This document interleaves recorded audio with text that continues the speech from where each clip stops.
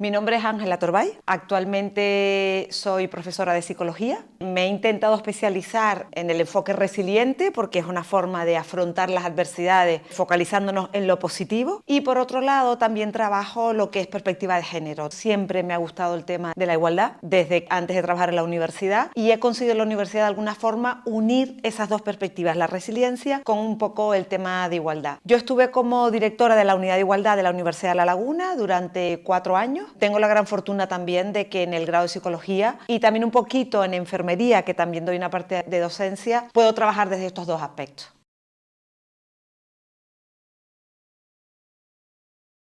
Somos parte de la cultura como cuidadoras. En los años 60 nací. Mi abuela cuidaba de sus hijas, de su marido y de su madre. Mi madre cuidó de su madre. Yo ahora cuido de mi suegra. Mi hija tiene todavía un perfil y un rol de cuidadora. No sé las nietas, porque estamos cambiando. También me gustaría que nos centráramos, porque es importante, sobre todo a nivel cultural, de dónde venimos, dónde estamos y que hemos avanzado, para tener esa visión positiva de si hemos avanzado es que podemos seguir avanzando. Yo creo que a nivel cultural las mujeres formamos parte de lo que son los cuidados. Como te decía, lo ves a nivel familiar, pero si yo voy, por ejemplo, a nivel cultural, dentro del diagnóstico, como te decía, hicimos en la universidad, te pongo un ejemplo. En el diagnóstico durante 5 años, que fue de forma longitudinal, una de las cosas que evaluábamos era tanto el profesorado, el personal de administración y servicio. Hay un 49-51 de hombres y mujeres. Y solicitamos que nos dieran todos los datos sobre aquellas personas que pedían o bien reducción de jornada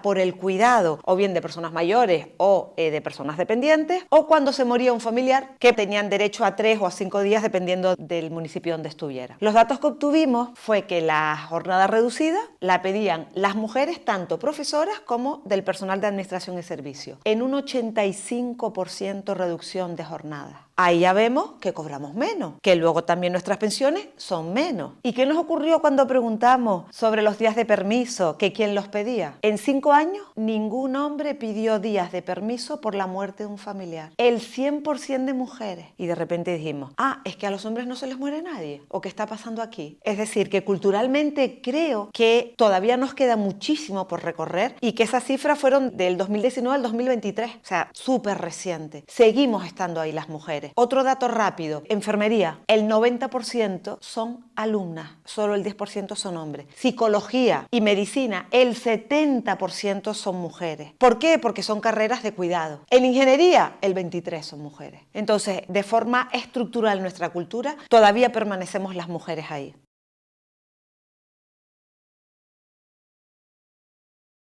Invisibilizamos a las mujeres. Estaba viendo aquí en el centro de ustedes de Acufade, que para mí es un centro de referencia, no un centro, una entidad de personas que construyen luego también estos espacios, ¿no? Que tienen un premio a los cuidadores. Si el 90% somos cuidadoras, ¿por qué todavía seguimos hablando de cuidadores? Yo hago una búsqueda y pongo personas que cuidan, pónganlo en Google, invito a que lo hagan. Todas las imágenes que salen son de mujeres. Y pongo personas que cuidan. Entonces vamos a empezar a trabajar con un lenguaje no sexista, que sea inclusivo, porque la primera forma de invisibilizar a las mujeres cuidadoras es olvidándolas en el lenguaje. Hay cuidadores, hay cuidadoras o personas que cuidan. Entonces me parece que ahí es uno de los puntos claves que tenemos que trabajar.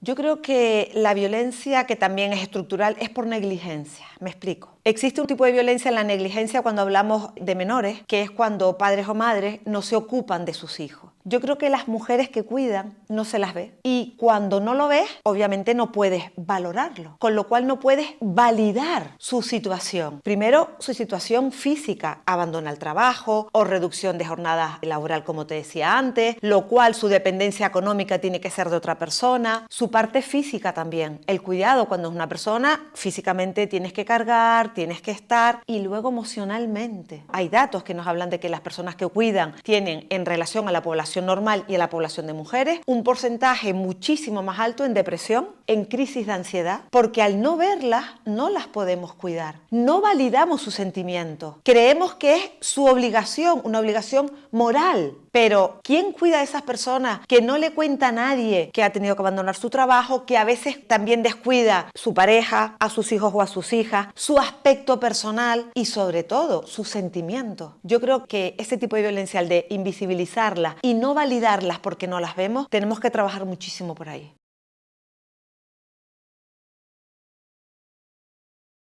Lo primero es en el lenguaje, un lenguaje sexista. Luego la distribución de roles, que sigue sin existir esa paridad en el cuidado. Y luego yo creo que además todo el colectivo LGTBI+ también es un segundo golpe de la sociedad. El primer golpe, ser mujer. El segundo golpe, si eres una persona gay, lesbiana, transexual, lo que tú hayas querido en tu propia identidad, es el segundo golpe que reciben estas personas. Entonces yo creo que son personas que todavía están en los márgenes de la sociedad. Por eso hablamos de inclusión, de traerla, de compartir. ¿Quién soy yo para juzgar cuál es la identidad de género de nadie? Y si esa persona además es una persona trans, mujer, que tiene que cuidar, imagínate, el segundo golpe que le da la sociedad y su entorno también, que es importante, ¿no? Porque la sociedad es como más abstracta. No, también hablamos de nuestro entorno, de familia, de red de amigos y de amigas. ¿Por qué juzgamos a esas personas? Lo mismo porque siguen siendo personas que están en esos márgenes de la sociedad, son personas que no hemos mirado, que no hemos valorado, que no hemos contado con ella, y tenemos que buscar también cuál es su identidad de las personas, cuál es la cultura de donde vienen. A lo mejor vienen de las mujeres, a lo mejor musulmanas, vienen de una cultura que son el pilar básico de cuidadoras. Cuando ellas se sumergen en nuestra cultura, tenemos que hablar para ver cómo compatibilizan esos valores que han sido construidos desde su infancia, desde la juventud, a los valores que tenemos nosotros aquí. Pero tenemos que escucharla, tenemos que saber por qué. Cuando dicen, no, ellas lo deciden, a lo mejor están obligadas, lo que hablamos de la obligación moral que tienen esta mayoría las mujeres. ¿Tienes otra capacidad para decidir otra cosa? ¿Quién no quiere? ¿Tú o tu entorno? Tu entorno no te lo permite y para no luchar, para no enfrentarte, terminas asumiendo. Tenemos que acompañar a esas personas y escucharlas.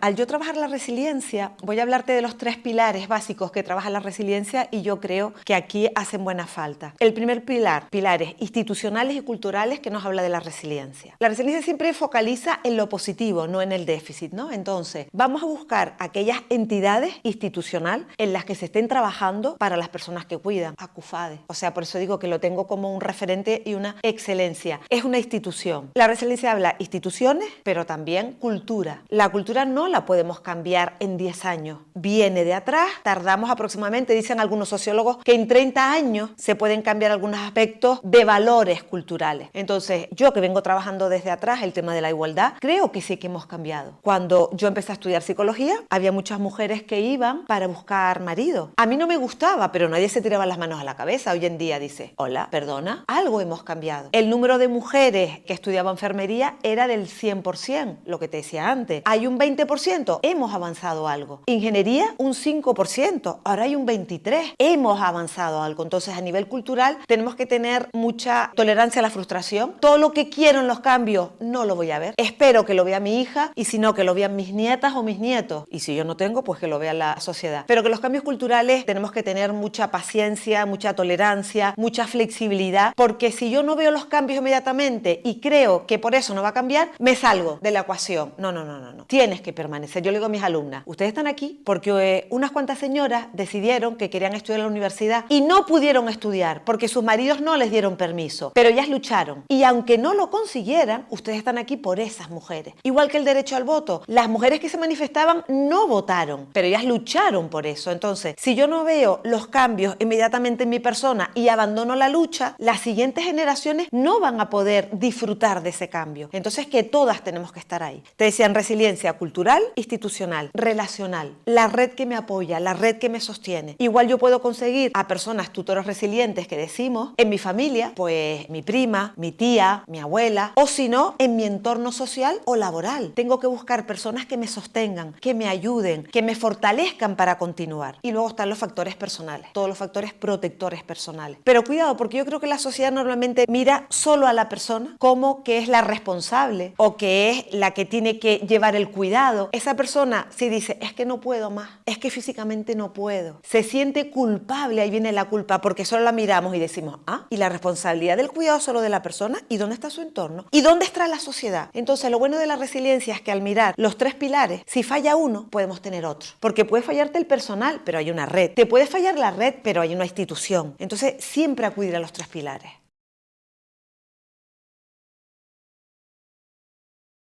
Pues desde mi ámbito yo creo que en la universidad, el tema de que exista una unidad de igualdad de género, eso, como te decía, no podemos conseguirlo todo, pero en los 4 años que yo estuve, hicimos un diagnóstico, por lo menos antes del diagnóstico tú dices, es que si no lo veo, igual no lo creo, porque hay mucha gente que dice, hoy en día, si ya no hay ningún tipo de problemas entre hombres y mujeres, pero como mujer las alumnas me dicen, yo no he tenido ningún tipo de discriminación. Si yo le pregunto, ¿tú conoces alguna mujer presidenta del gobierno? No. ¿En Canarias hemos tenido alguna presidenta? No. ¿Tú conoces algún hombre que haya sido violado? ¿Tú conoces algún hombre que haya sido maltratado? ¿Por qué en náutica solo hay un 5% de mujeres? Entonces los datos son sumamente importantes, porque no es mi opinión, no son mis valores. Por eso es importante que en la unidad se haya hecho un diagnóstico. Aquí tienes los datos. Sobre esto no podemos discutir. Lo que podemos discutir, ¿qué hacemos con los datos? Entonces yo creo que es importante que desde la universidad exista esa unidad para visibilizar a través de los datos y luego a través de las acciones. Nosotros estamos trabajando muchísimo con el tema del lenguaje inclusivo. Hemos dado cursos específicos para profesorado y para el personal de administración y servicio que tengan por lo menos conciencia de por qué utilizamos el lenguaje que utilizamos. ¿Por qué decimos los padres tienen que ir a las reuniones de los niños? Los padres y las madres tendrán que ir a las reuniones de sus hijos y de sus hijas. Yo creo que los medios de comunicación están haciendo una buena labor porque cada vez lo estamos utilizando más. Luego estamos trabajando con el tema de la igualdad desde ese enfoque de la resiliencia que es, ya sé todo lo que te falta, pero ¿qué es lo que tienes? ¿Qué es lo que te sostiene? ¿Cuáles son tus fortalezas como mujer? Porque trabajando a través de las fortalezas podemos ayudar a equiparar el tema de los déficits. Hola, mi nombre es Beatriz Comens Acosta, soy psicóloga y trabajo en el IAS, el Instituto Insular de Atención Social y Sociosanitaria, en la Unidad Orgánica de Violencia de Género. Estoy aquí desde el año 2015.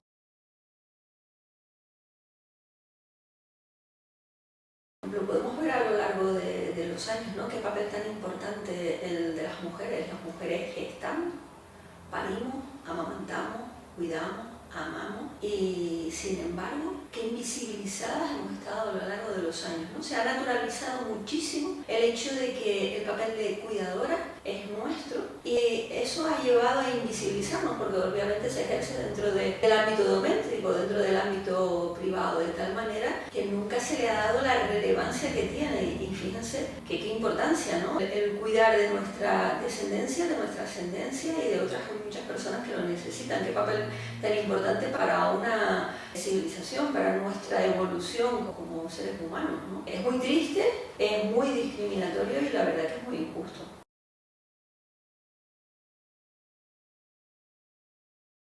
Bueno, yo creo que en el ámbito de los cuidados existen dos partes diferenciadas. No creo que se invisibilice de la misma manera, pero sí es verdad que por un lado a la persona que necesita de los cuidados, porque lamentablemente ya no es productiva para esta sociedad. Y digo productiva entre comillas, ¿no? Porque una persona siempre aporta, desde luego, ¿no? Pero sin duda el papel de la mujer como cuidadora, y aquí obviamente vamos a generalizar por los porcentajes que hay de cuidadora, es la más invisible, porque ya de entrada, al someterla al ámbito doméstico y considerarlo como parte de su papel, parte de su obligación, ya estamos invisibilizando el trabajo que realizan, ¿no? Entonces, ¿a quién afecta más de forma negativa? A las cuidadoras. No contamos con su tiempo, no contamos con su conciliación, con sus necesidades económicas, con su carga física y también su carga emocional, el estrés que conlleva. Y es un trabajo las 24 horas del día, que además no es remunerado, no es reconocido. Me parece una situación muy discriminatoria y muy injusta, la verdad, es muy dura.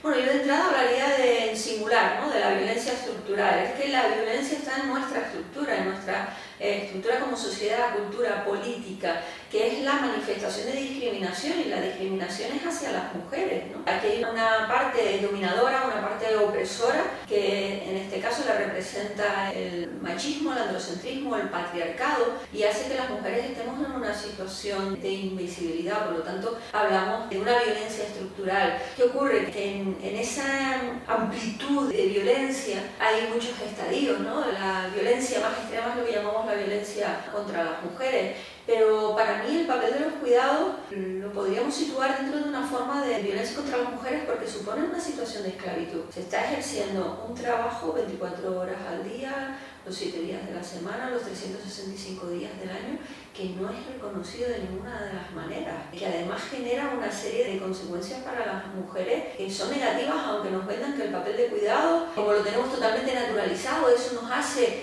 crecer más, sentirnos con mayor autoestima y demás. La realidad es que es una sobrecarga.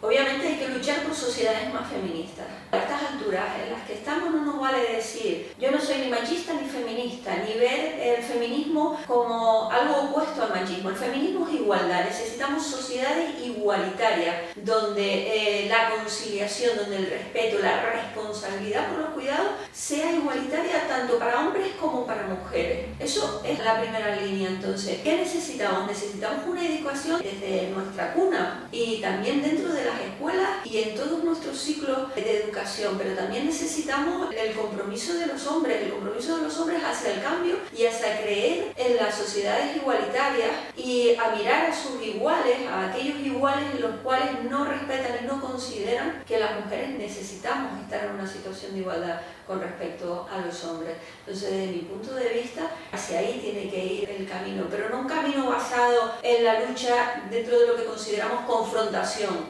no. Necesitamos una lucha de manos unidas, porque esto es una responsabilidad de todas y de todos.